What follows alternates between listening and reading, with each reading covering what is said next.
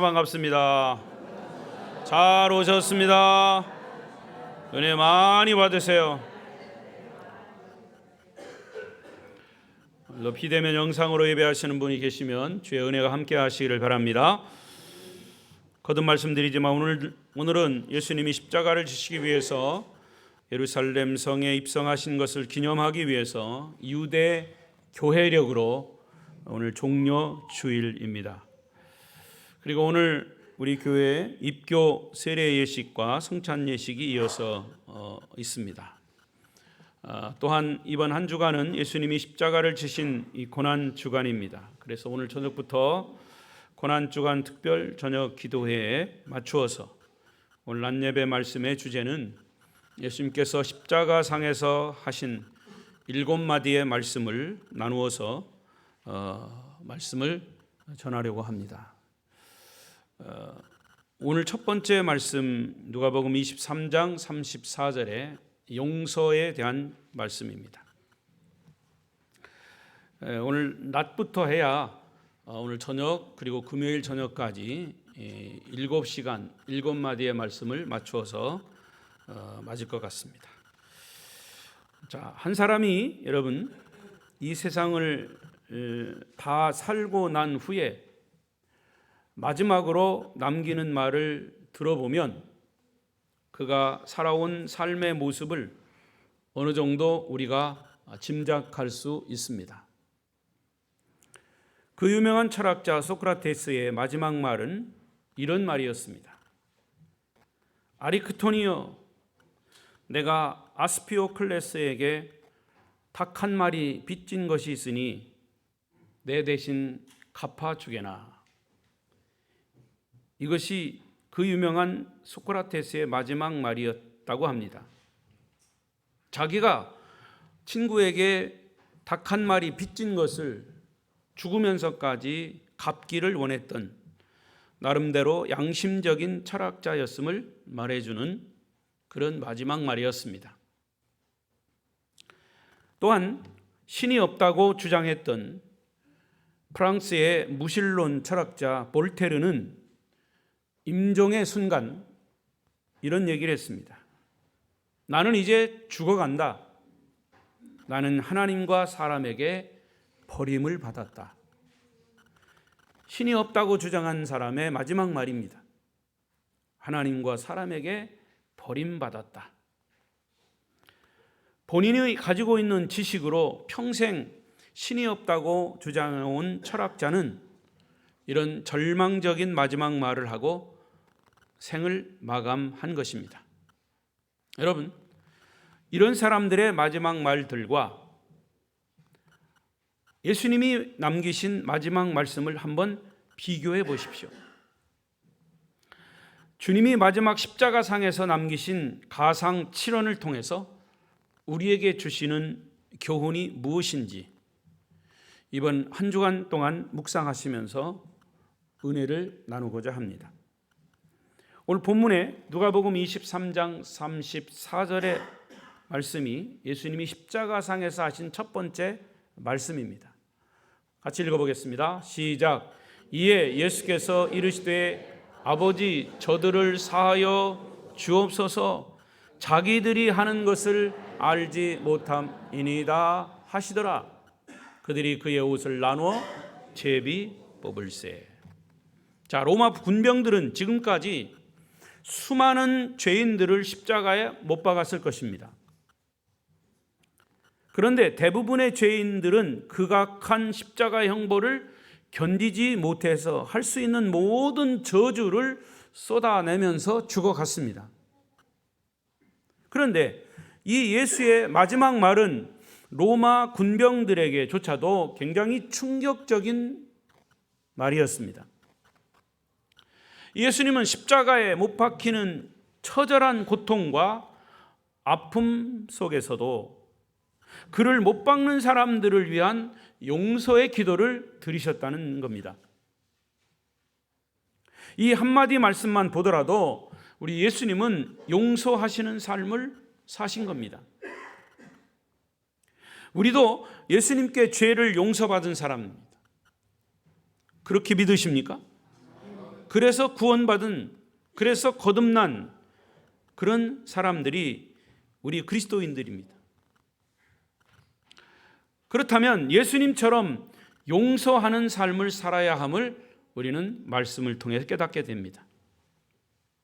그러나 오늘날처럼 내 잘못과 내가 거짓말하고 다른 사람을 오해하고 다른 사람을 판단하는 것과 상관없이 오히려 오해당하고 배신당하고 고발당하고 비판당하는 억울한 일을 당할 때 어떻게 그 사람을, 나에게 피해를 주는 사람을 용서할 수 있을까? 그 해답을 십자가상에서 하신 주님의 말씀을 통해서 우리는 찾아보려고 합니다. 예수님께 용서받은 우리가 정말 이웃을 서로 용서하며 살기 위해서는 어떻게 해야 될까? 그 첫 번째는 용서해야 할 상대방을 위해 기도해야 합니다.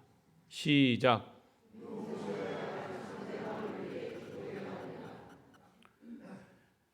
여러분, 기독교를 사랑의 종교라고 하지만 그 사랑의 이면에는 용서, 원수까지도 용서해야 할 그런 용서라고 하는 아주 중요한 핵심 주제가 있는 것이죠.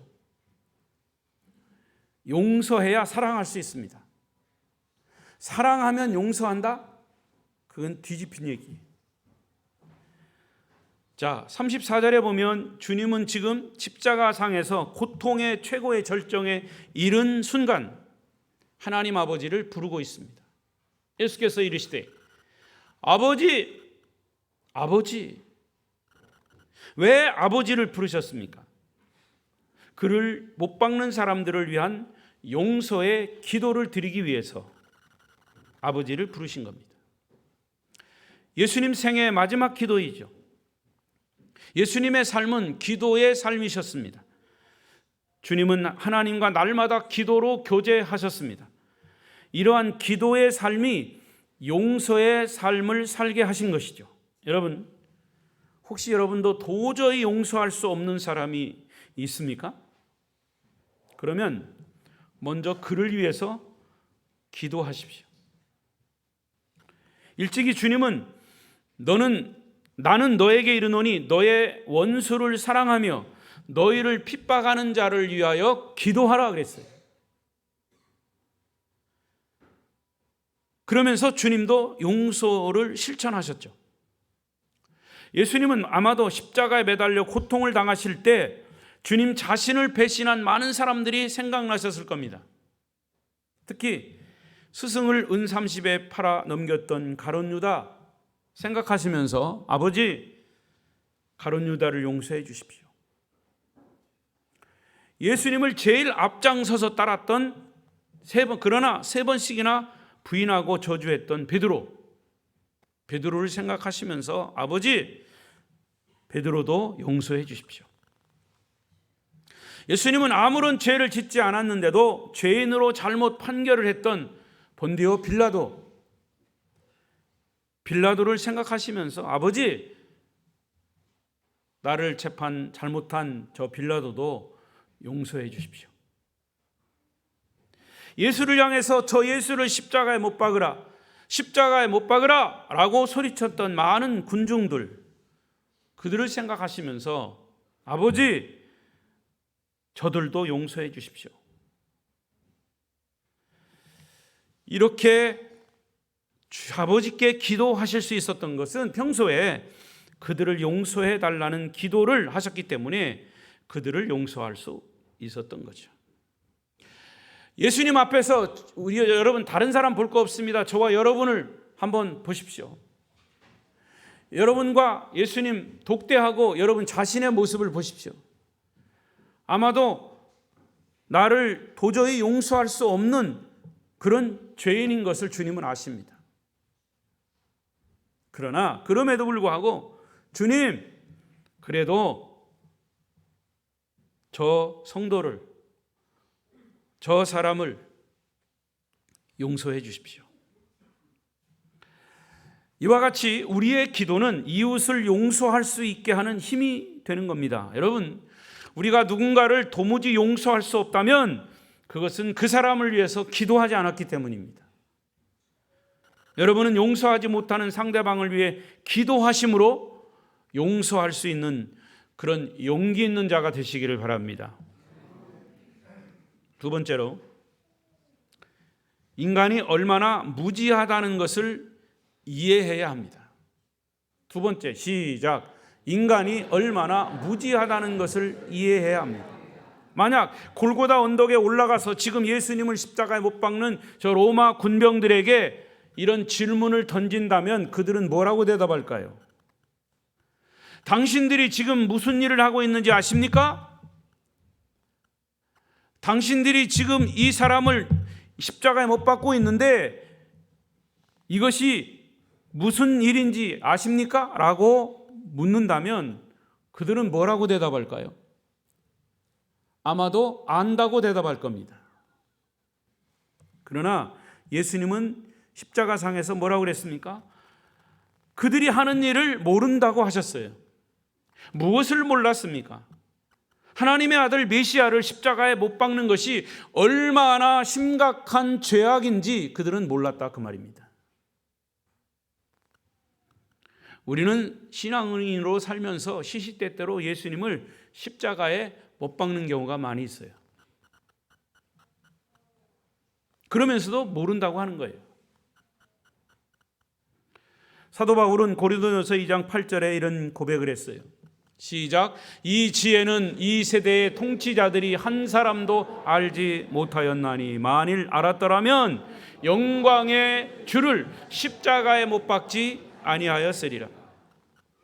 또 베드로도 사도행전 3장 17절에 이런 얘기를 했습니다. 형제들아, 너희가 알지 못하여서 그리하였으며 너희 관리들도 그리한 줄 아노라. 몰랐다는 거예요. 우리가 죄를 짓는 것은 사실 예수를 십자가에 못 박는 겁니다. 그런데 모른다는 거죠. 우리를 구원하시기 위해서 지금 십자가에 달리시는 그분의 사랑을 몰랐어요. 그러나 주님은 그들의 무지함을 이해하셨습니다.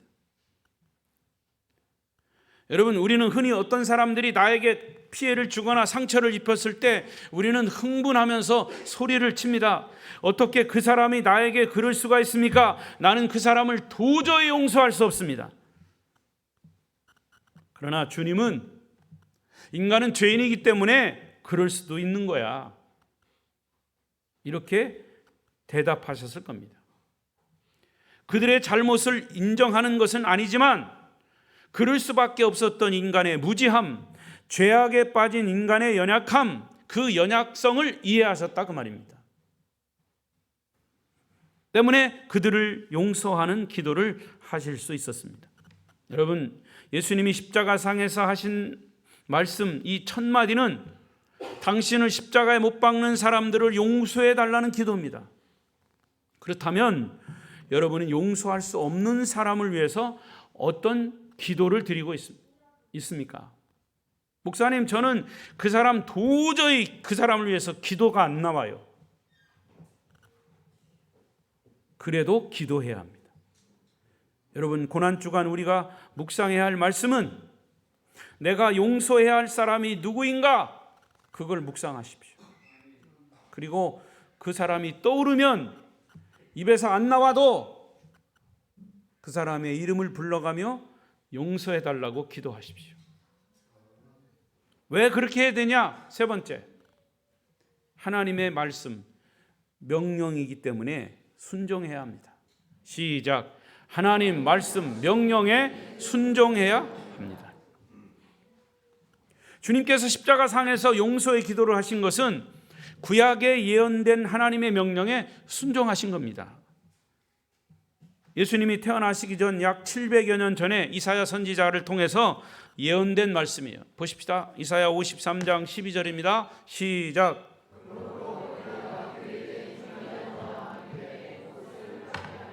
강한 자와 함께 탈취한 것을 나누게 하리니 이는 그가 자기 영혼을 버려 사망에 이르게 하며 범죄자 중 하나로 헤아림을 받았음이니라. 그러나 그가 많은 사람의 죄를 담당하며 범죄자를 위하여 기도했다. 예수님이 태어나시기 전 이 예수님에 대한 예언을 700여 년 전에 이사야가 하나님의 영감으로 이 말씀을 한 겁니다. 그러니까 예수님에 대한 십자가상에서 범죄자들을 위해서 기도하는 것은 이미 구약의 이사야 선지자를 통해서 하나님이 명령하신 겁니다. 그 명령에 그대로 순종하신 거죠. 메시아신 예수님이 많은 사람의 죄를 담당하고 범죄자들을 위해서 기도할 것이라고 하는 내용, 주님은 구약의 말씀을 성취하기 위해서 지금 십자가에서 용서의 기도를 실천하고 계신 겁니다. 순종하시는 겁니다. 여기서 용서는 하나님의 오더임, 명령입니다. 따라서 용서하지 않는 것은 하나님의 명령에 불순종하는 거예요. 오늘 34절에 그랬죠. 예수께서 이르시되 아버지 저들을 사하여 주옵소서. 자기들이 하는 것을 알지 못합니다. 그들이 그의 옷을 나눠 제비 뽑을세. 근데 바로 전에 33절을 보면 이 말씀이에요. 해골이라 하는 곳에 이르러 거기서 예수를 십자가에 못 박고 두 행악자도 그렇게 하니 하나는 우편에 하나는 좌편에 있더라. 예수님이 십자가에 못 박히는 순간 이에 예수께서 이르시되, 못 박히는 순간 예수님의 입에서 터져나온 기도가 뭐냐? 아버지 저들을 사하여 주옵소서, 용서하여 주옵소서. 자기들이 하는 것을 알지 못합니다. 용서의 기도였어요. 이것은 하나님이 이사야 선지자를 통해서 이미 700여 년 전에 말씀하신 것을 그대로 성취하시고 순종하는 것이다 그 말입니다. 예수님도 사실 인간성의 근거에서 인간이시에요. 기도를 하시면서도 아마도 아버지 저들에게 진노를 내려주십시오 라고 기도했을 수 있습니다.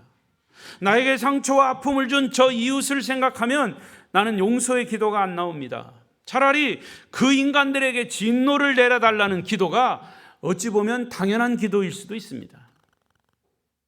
그러나 주님은 용서가 하나님의 뜻이라면 저는 순종하겠습니다 라는 성숙한 기도를 드리신 겁니다. 본문에는 아버지 저들을 사하여 주옵소서라고 기도를 한 번만 하신 것으로 되어 있지만 원문에 보면 지속적으로 여러 번 하셨습니다. 반복적으로 진행형입니다. 왼손에 못이 박힐 때 주님은 기도하셨습니다. 아버지 저들을 사하여 주옵소서. 오른손에 못이 박힐 때도 아버지 저들을 사하여 주옵소서. 옆구리에 창이 찔릴 때도 아버지 저들을 용서해 주십시오. 발목에 못이 박힐 때도 아버지 저들을 사하여 주옵소서. 주님은 지금 하나님께 온전히 순종하고 계신 겁니다. 용서의 기도는 순종을 위해서 영혼 깊은 곳에서 쏟아내는 절규입니다. 잠깐은 손해보는 것 같고 잠깐은 힘든 것 같지만 여러분, 예수님의 이런 모든 기도는, 손해보는 것 같은 기도는, 하지 못할 것 같은 이런 기도는 결국에 어떻게 됐습니까? 우리를 구원하는, 인류를 구원하는, 그리고 부활의, 죽음을 넘어 부활에 이르는 그런 엄청난 결과를 가져온 것입니다.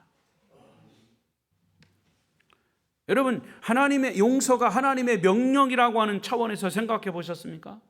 용서는 하나님의 명령이에요. 용서하라. 명령은 내가 상대방에게 용서할 마음이 생기면 용서하라는 게 아닙니다. 용서할 만한 느낌이 있거든 용서하라도 아닙니다. 용서하라는 하나님의 추상 같은 명령이에요. 하나님의 명령 앞에는 한 가지 응답밖에 없어요. 순종하는 겁니다. 이 순종은 내 의지적인 순종이에요. 싫어도 순종, 짜증이 나도 순종, 졸려도 순종. 용서의 문제를 어떤 감정적으로 접근하면 용서할 수 있는 사람은 아무도 없어요. 그러나 나를 향한 하나님의 명령이고 하나님의 뜻이라면 용서할 수 없는 마음에도 불구하고 용서해야 한다. 이게 하나님의 명령이고 순종입니다. 의지적인 순종을 요구하신 거예요. 그렇다면 지금 여러분은 이 용서하라라고 하는 주님의 명령에 순종하겠습니까? 아멘이 집에 계십니까? 순종하겠습니까? 이제 말씀을 맺겠습니다. 사랑하는 성도 여러분, 우리의 죄를 용서하시고 죄인인 우리를 용납하시고 주님의 피로 나의 죄를 씻어주시고 하나님의 자녀 삼아주시고 내 이름을 하나님 나라 천국 생명책에 기록하시고 구원하신 주님이 여러분에게 명령하시는 겁니다. 이제 한 세상을 살아가는 동안에 얽힐 수 있는 복잡한 인간관계 속에서 받는 그런 상처와 아픔과 갈등에도 불구하고 너는 그를 위해서 기도하라, 그리고 용서하라 라고 말씀하십니다. 여러분, 용서를 실천하며 살기를 원하십니까?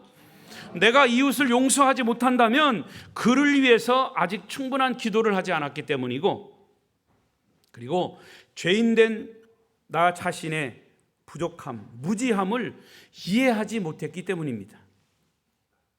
하지만 주님께서 왜 용서를 명령하셨을까요? 용서하지 못하면 우리는 나 자신이, 용서하지 못하는 나 자신이 한평생 불행할 수밖에 없기 때문입니다.